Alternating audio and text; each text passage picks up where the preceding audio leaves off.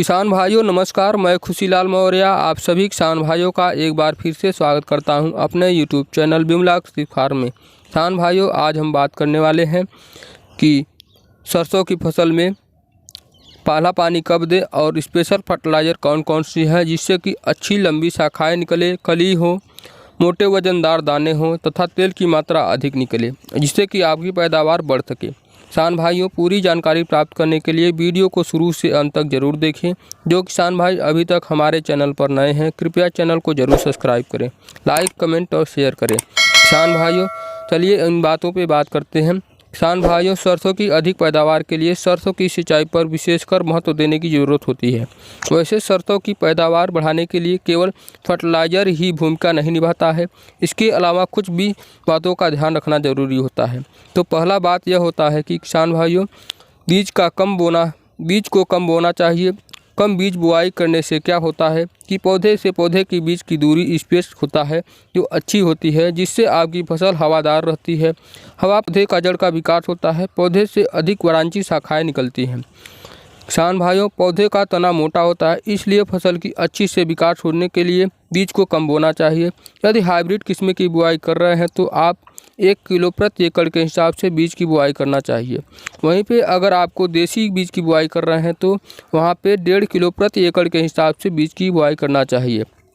दूसरी बात का यह ध्यान रखना चाहिए कि जब सरसों की बीज का बुआई होने के बाद जमाव आपका 20 दिन का हो जाए तो उस समय फसल की निगरानी जरूर कर लेनी चाहिए।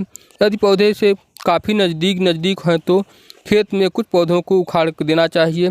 इससे क्या होता है कि पौधे से पौधे की दूरी आपकी बढ़ जाएगी। पौधे से पौधे की दूरी की बात करें तो आपके पौधे की दूरी आपको लगभग 15 सेंटीमीटर से कम नहीं होना चाहिए। यदि ज़्यादा घना फसल हो रहेगी तो पौधे की शाखाओं में फुटाव कम होगा, पौधे का पतला तना लंबाई में वृद्धि करेगा, जिससे कि बालियाँ फलियाँ कम आएगी, जिससे कि आपके पैदावार में भी काफ़ी कमी आ जाएगी। किसान भाइयों इसलिए सरसों की बम्पर पैदावार चाहते हैं तो पौधे से पौधे की दूरी को विशेष ध्यान रखना चाहिए।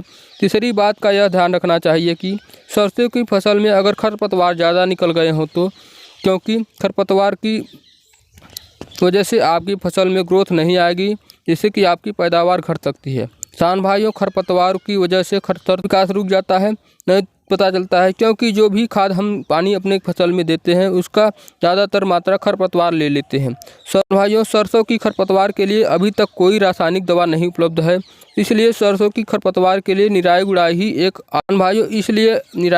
एक आवश्यक उपाय है। इसलिए आप फसल में निराई गुड़ाई करके ही खरपतवार को निकाल सकते हैं। चौथी बात का यह ध्यान रखना है कि सिंचाई का सरसों की फसल को 2 सिंचाई की ज़रूरत पड़ती है। पहली सिंचाई बुआई के 30 दिन बाद करनी चाहिए, दूसरी सिंचाई आपको 60 दिन बाद करना चाहिए। सरसों में कम से कम 1 सिंचाई जरूर देनी चाहिए, वहीं भी बुआई के 30 दिन के बाद। किसान भाइयों अगर आपको पानी की पहली ही सिंचाई देना है तो 30 से 35 दिन की हो जाए तो पहली सिंचाई जरूर देना चाहिए। पहली सिंचाई पर खाद उर्वरक सरसों की फसल के लिए क्या क्या देना चाहिए उसके लिए किसान भाइयों खाद उर्वरक की बात करें तो सरसों की फसल में पहली सिंचाई पर आपको 40 से 45 किलो प्रति एकड़ के हिसाब से यूरिया खाद देना चाहिए। वहीं पे सल्फर की बात करें तो 80% WDG सल्फर आपको 4 किलो प्रति एकड़ के हिसाब से देना चाहिए, जिससे कि आपको तेल % की मात्रा बढ़ जाएगी और अच्छे से फसल की विकास होगा। वहीं पे क्लोरोफिल की मात्रा बढ़ जाएगी।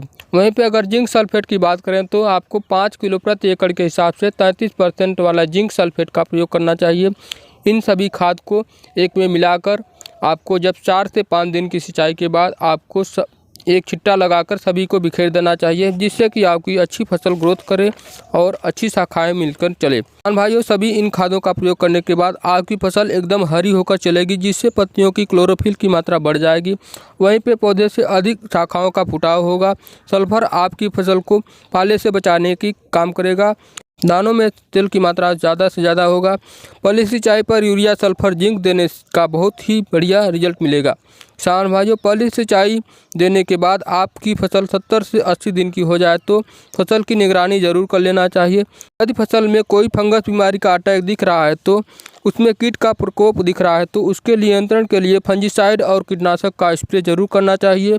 पकाव के समय सरसों की फसल में माहो कीट का ज़्यादा अटैक होता है। इसके नियंत्रण के लिए इमिडाक्लोप्रिड 17.8% जो दवा आती है उसका स्प्रे कर सकते हैं। किसान भाइयों, इन सब बातों का ध्यान रखकर अपनी फसल में उचित मात्रा में खाद, पानी, फंगिसाइड और कीटनाशक देकर फसल की अच्छी से अच्छी पैदावार आप ले सकते हैं, इससे कि आपकी उचित मात्रा में उचित पैदावार मिल सके। किसान भाइयों, जानकारी अच्छी लगी हो तो वीडियो को लाइक ज़रूर करें। हमारे यूट्यूब चैनल बिमला कृषि फार्म को सब्सक्राइब करें ताकि आने वाले वीडियो का नोटिफिकेशन आपके पास जल्द से जल्द पहुंच सके। किसान भाइयों, अगले वीडियो में एक नई जानकारी के साथ फिर मिलेंगे। तब तक के लिए नमस्कार।